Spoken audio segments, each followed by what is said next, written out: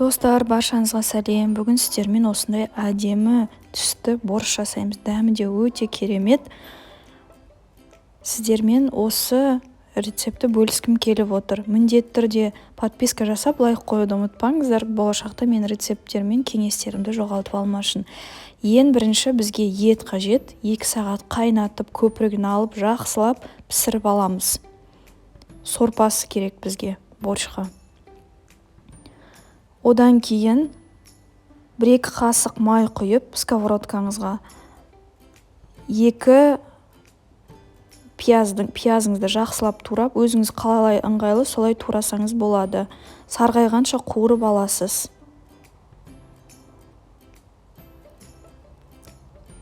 Одан кейін сәбізді саласыз. 2 минут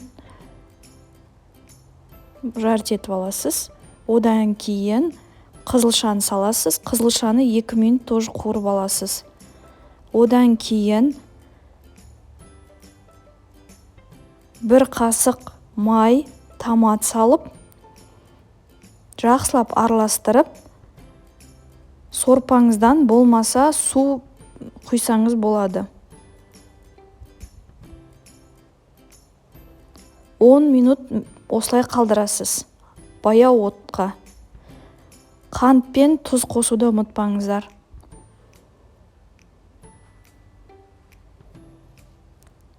Мен 5-6 тамшы 9% уксус қостым. Сонда қызылшаның түсі өте керемет болып сақталады.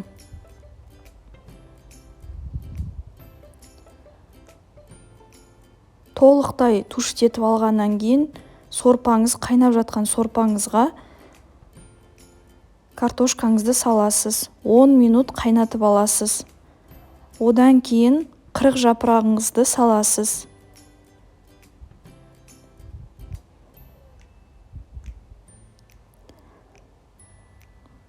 Қырық жапырақты да 10 минут қайнатып алған жөн.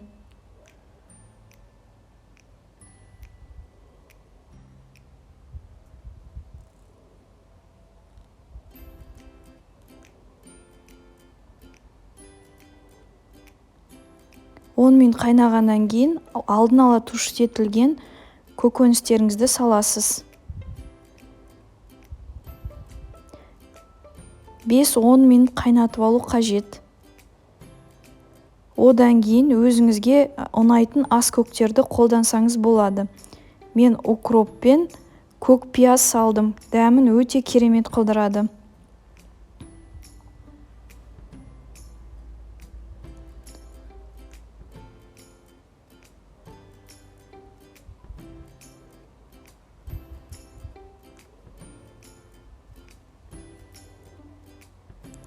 Тағы да 1 рет тұзын көріп, тұз салуды ұмытпаңыздар.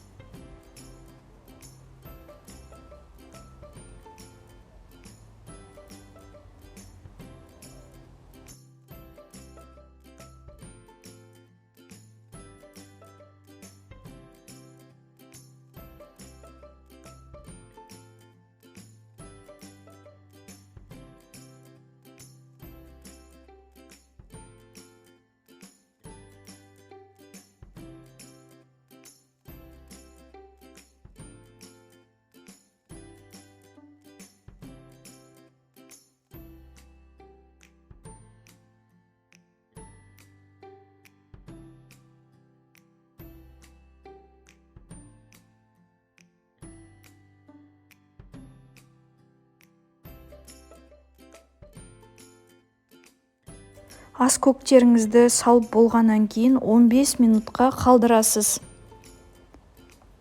Мен ең артынан етімді салдым, піскен етімді турап. Сол кезде жегенге өте ыңғайлы болады. Дәмі енді өте керемет болып шықты. Жасап көрулеріңізге кеңес беремін.